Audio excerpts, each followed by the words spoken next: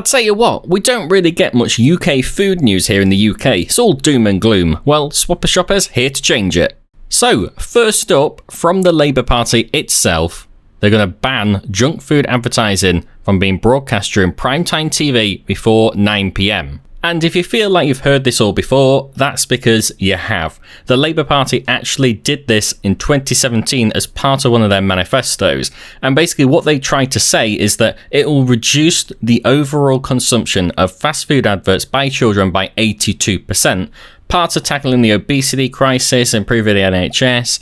Whether or not you believe that is up to you, but that's the reasoning behind it.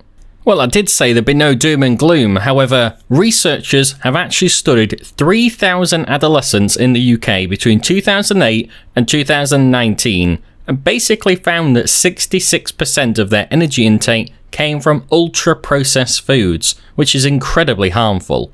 And when we say ultra-processed foods, we mean things like ready meals or basically anything where it has ingredients that cannot be commonly found in a kitchen. So anything basically that is manufactured in industrial processes. And in other dreary UK news, of course, TGI Fridays, whether or not you love it or hate it, unfortunately has fallen into administration. Yeah, we are slightly late on this topic, however, about 89 of their sites are at risk, with around 3,200 jobs at risk. Now, the problem is at the moment is only about 60 of those sites are currently estimated to be commercially viable. There are talks of buyouts from other big companies, but no confirmations as of yet. And in my opinion, it's just too expensive for what you get. 2 courses for £20 is just far too expensive, especially when you look at local pubs that can do 3 courses for about the same price.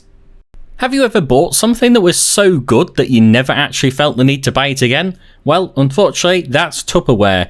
Unfortunately, repeat sales are down, and also younger crowds are not buying Tupperware as they once would have done. Increased cost in raw materials, higher wages, transport costs, all these things, of course, have eaten into the margin of Tupperware. Unfortunately, the US brand is struggling to survive. We are trying to see again whether or not it could have a potential buyout with the funds necessary, but no news as of yet. In other news, London, Leeds and Manchester will have Co-op 24-hour delivery service. That isn't in 24 hours, that is 24 hours around the clock, which means approximately 40% of young people between the hours of 11 PM and 5 AM would like Co-op and other retailers to deliver food and products to them. Apparently those late night cravings mean that you really want a delivery when you really can't be bothered to go to the shop. No full confirmation yet on whether or not there'll be additional charges for the Gen Z millennials who choose to get up at the middle of the night to eat their frozen pizza, but if you want it, it's now there. And last but not least, McDonald's McRib. We have to know, are you making a comeback? We haven't seen you since 1985. I wasn't even born then, so I don't even know what this tastes like.